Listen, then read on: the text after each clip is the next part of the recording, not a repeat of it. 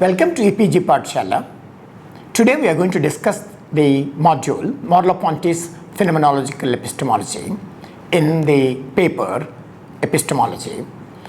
And this module is written by C.B. George of IIT Bombay. I am Raghuram Raju from University of Hyderabad. Let us begin by laying down a larger framework to which people, including Merleau-Ponty, are reacting to. The others, along with Merleau-Ponty, who are reacting to are Gadamer, Husserl, Heidegger. Then you have Charles Taylor, Habermas, in a different way. And that background is Descartes.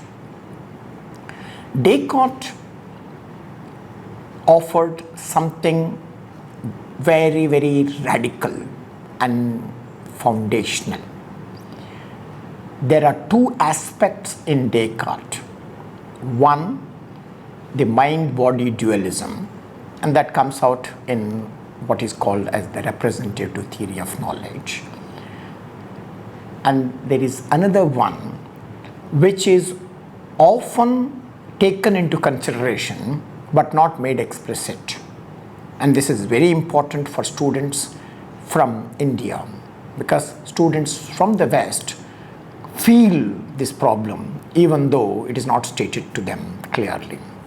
And that aspect in Descartes is, Descartes introduced a very important and a novel logic of exclusion. Descartes excluded everything from proper philosophy which is not rational. He accepted only one thing, that is cognition, and identified human beings with cognition and peeled off, excluded everything that is non-reason. This is radical. This is radical, and this is also had a lasting impression, and it comes to the West and modern societies in different, guises.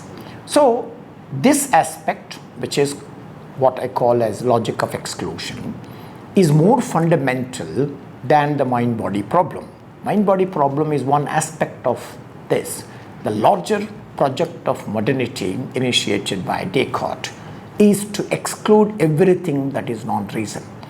Now you understand from this background why people like Husserl, people like, even before that Husserl, people like Hume, people like Kant, and then Husserl, and then others that I mentioned earlier, like Heidegger, then Habermas, Gadamer, and others, including Merleau-Ponty, are reacting to. And in the process of reacting, they have tried to bring back those things that are excluded by Descartes.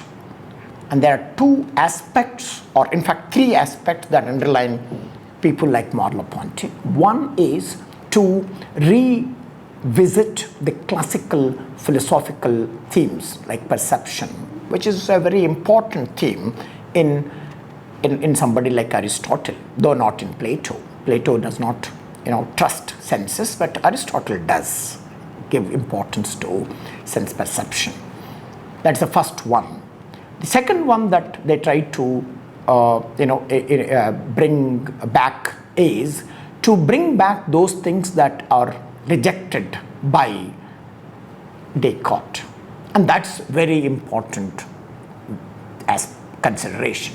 The third important aspect that they try to do is to present a more realistic aspect of social and individual reality. So this is the background to make sense of many of these 20th century philosophers, and we will now see how Merleau-Ponty presents one such aspect in a very ingenious, in a very complex and systematic way. So let us look at Merleau-Ponty in details.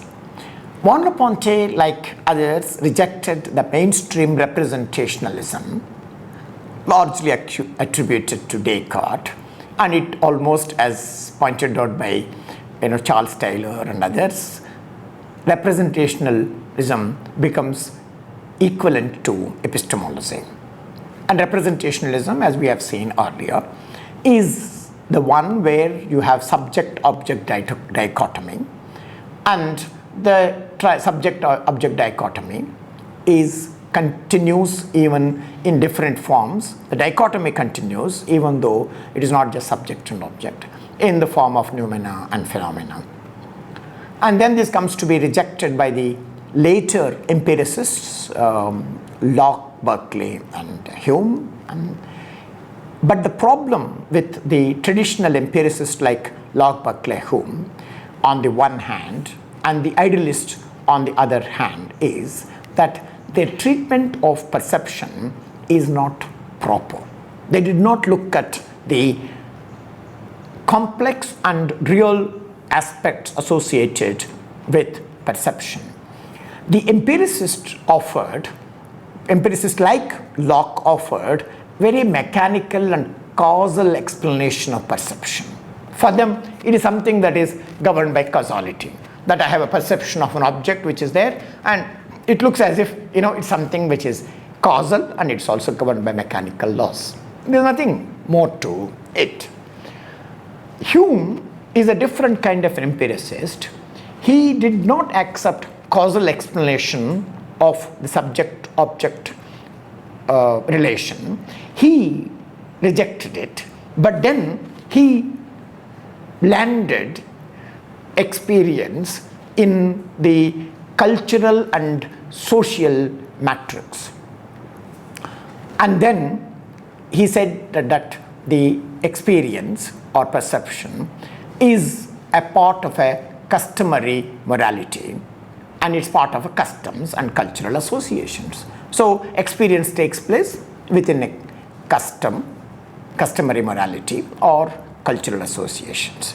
So now you have two kinds of treatment so far. One is the traditional empiricist who looked at perception or experience along the mechanical and causal route, and then you have people like Hume, who is also an empiricist, but then who rejected the causal explanation of experience or perception, and then tried to look at it from the customary or cultural associations.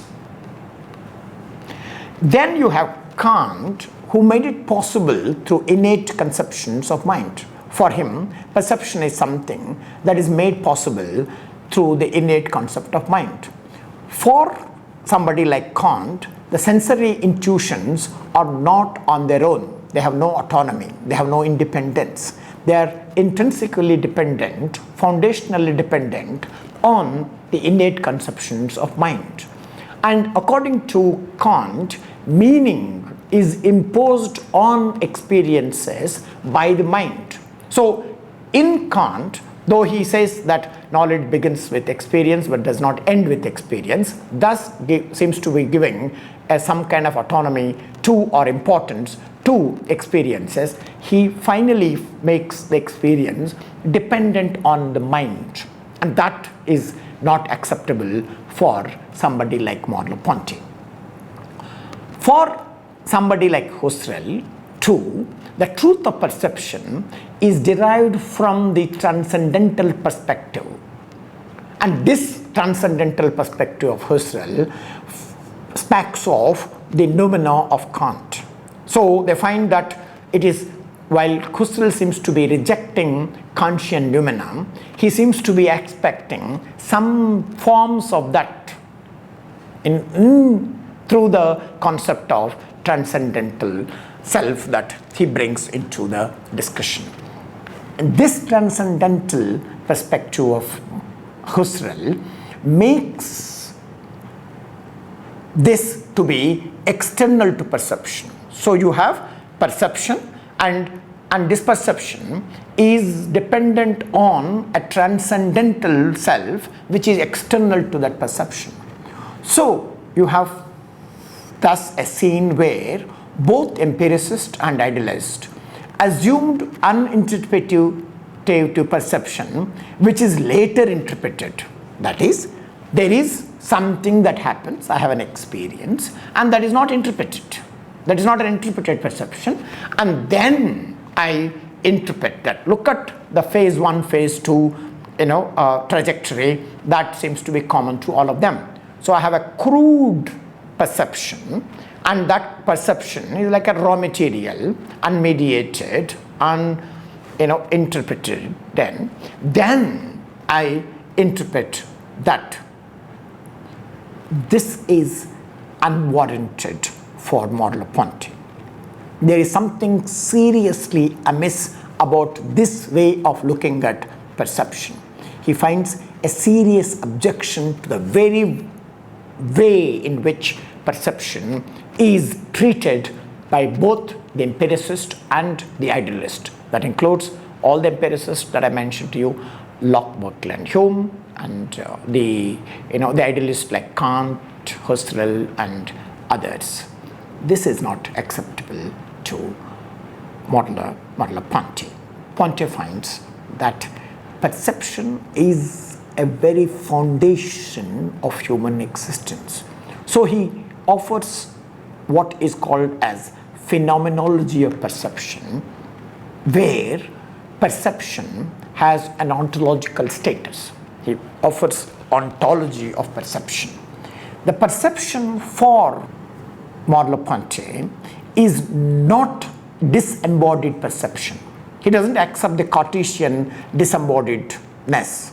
No, it is not possible to have a disembodied perception. Embodiment is imperative. Embodiment is inevitable. Embodiment is the given thing. You have no choice but to talk about the embodiedness. Embodiedness is not contingency. Embodied is not something that comes later in the day of the person. Embodiment is the constitutive aspect of human existence. So he talks about embodied perception. So subject is not disembodied, but embodied from the beginning. Okay, so there is always this embodiedness right from the beginning. When I talk about embodiedness right from the beginning, it might give this feeling, namely that I begin with myself. I begin with myself because there is an embodied perception. So I have a body and I have a perception, and that is ontologically prior. But this should not be taken as saying that I exist ontologically as an independent entity. For Merleau-Ponty, I am already related to history. I am not an autonomous person having perception even in an embodied sense. I am related to history. And I'm not only related to history, I am also related to the past. And as you know, that history is one aspect of the past. History is an articulated aspect of the past. There is a lot that is there in the past which is larger than history. So I'm not just an autonomous individual. I am an embodied person having perception in a constitutive way. I am related to history, and I am also related to the inarticulated past that has not come in the form of history. In addition to that, Merleau-Ponty says that I am also related to the future. Okay, whatever I do, I don't do it only taking into consideration my past and my present. All my actions, all my perceptions have that anticipated domain, which is the treasure house of possibilities and various kinds of permanence and combinations. So I am related to the future. So look at the larger matrix that he's bringing onto the table for the discussion of his ontology of perception. So you have an embodied person who has perception, and that person is related to the history and the past, and then he or she is further related to the future. And all these things for Merleau-Ponty happen in a human milieu. It is not just my time, my past, my history, my future. It happens in an intersubjective human milieu. So that milieu is important, that context, social, larger social and the cultural context is very important in reckoning the various shades of the ontology of perception. And this is a physical situation. It's not merely a physical situation, it's also an ideological situation. I'm not there just as a brute, a body. Yes, body is important, but I am not just that. I'm just not my past and my future. I am in the world, to use Heidegger's famous phrase, I am in the world.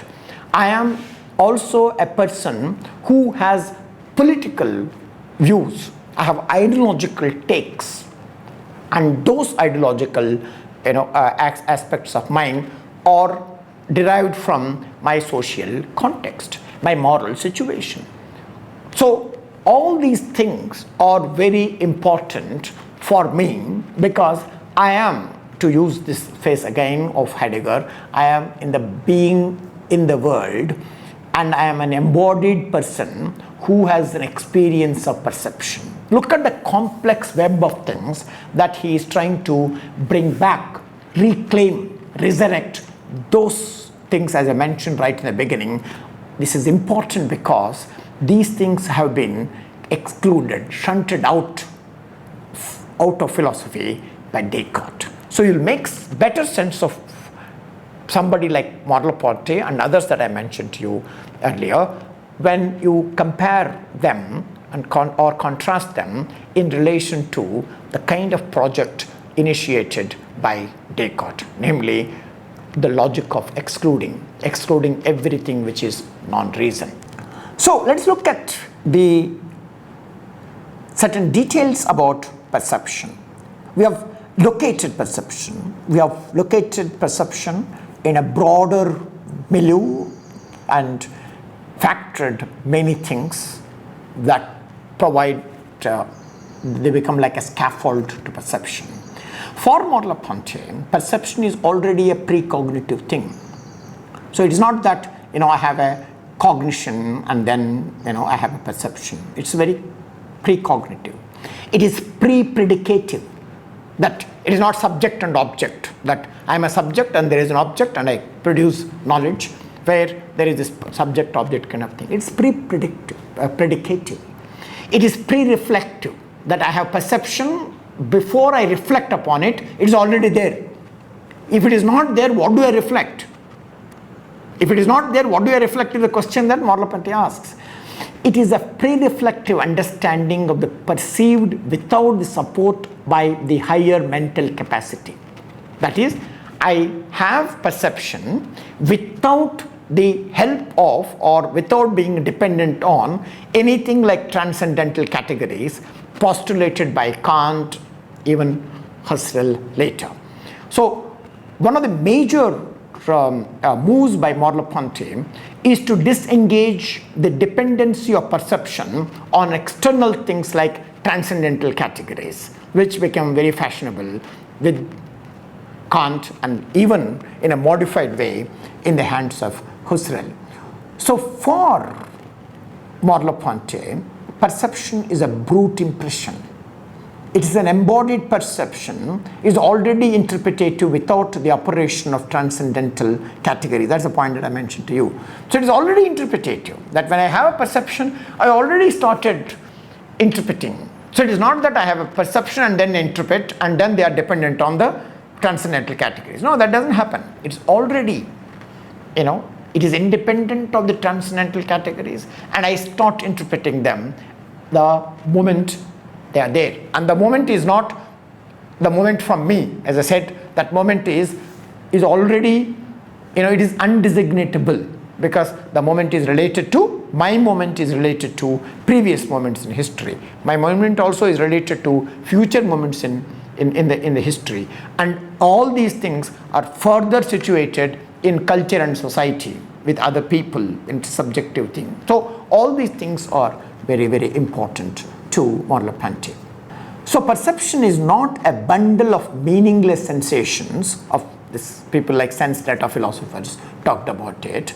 They are not a bundle of meaningless sensations awaiting rational interpretation.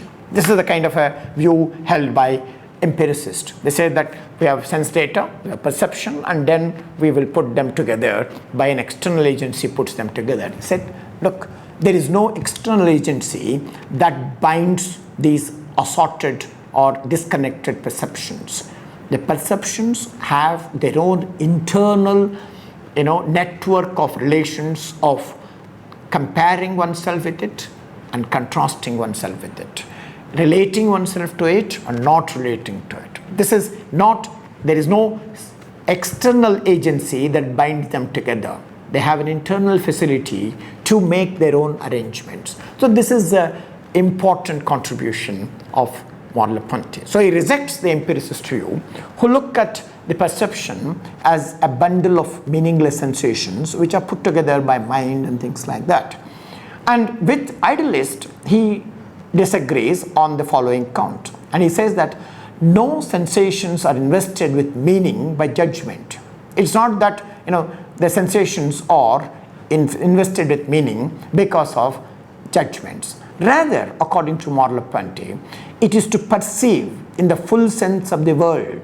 It is not to judge, but rather to grasp prior to all judgments, a sense of immanent in the sensible. So, look at the move that Merleau-Ponty makes. Now he talks about not the transcendental categories that are important like Kant and Husserl. He says that there are certain immanent qualities which are within perception that make perception possible, that makes an individual to have an access to the world, outside the world. So this is an important move with Merleau-Ponty, namely that there are an immanent qualities in the sensible and perceptible world that come to govern our perception.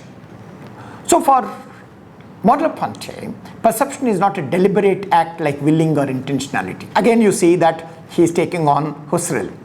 He's saying that it is not intentionality. Perception is not intentionality. Intentionality is something that is that is not that does not make perception thing. It is not a deliberate act like willing or intentionality.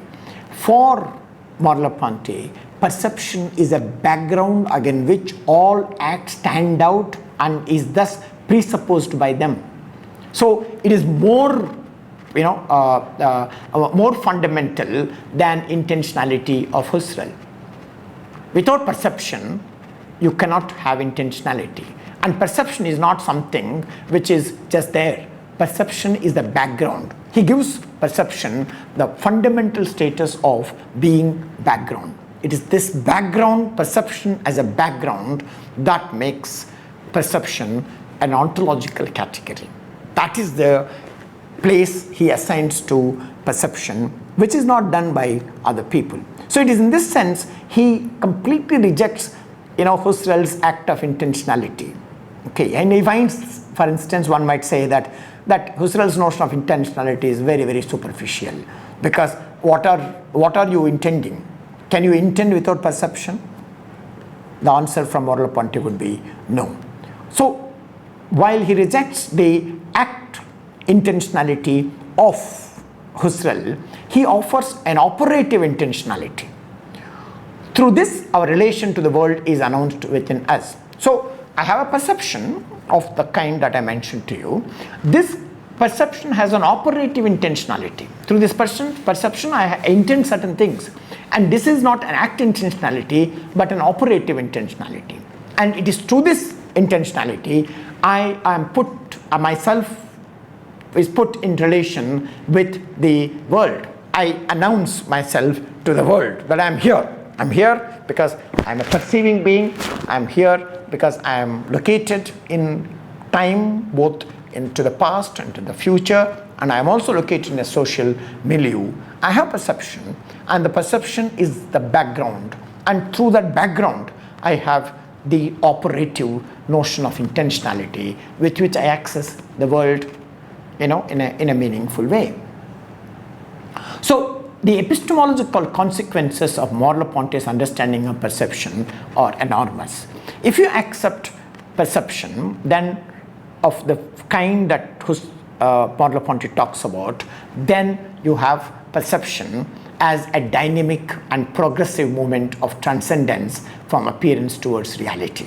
So the point that I mentioned, that through intentionality, I don't just stay with what I have. What I have is very important and complex, but through intentionality and through this dynamic nature of perception, I can transcend myself and reach to the outer world and also reach to the higher levels of transcendence. But then that does not mean that I make transcendental categories, as operating on my perception. I don't make perception dependent on these transcendental categories. The perception has the inbuilt capacity to transcend itself, to go beyond the subjectivity. It can move from momentary appearance to optimal attitudes. It can generate its own progress. All these things are possible, not because of the external agency of categories from outside, but they are inherent, they are immanent in the very domain of perception. So you find, for instance, that perception becomes a very important category which is given an ontological status by Merleau-Ponty. So to summarize, one way of looking at people like Merleau-Ponty and others that I mentioned is not only to see that they make the project of modernity more realistic, but also to see that the kind of a realism that was knocked down by Descartes through his logic of exclusion, and then how that became very abstract, and that abstractness has led to serious problems of cultural crisis that Charles Taylor refers to, and various other problems. So these are the people who try to bring back what was rejected by Descartes and resurrect them in different ways, so that so that philosophy becomes more realistic. Thank you.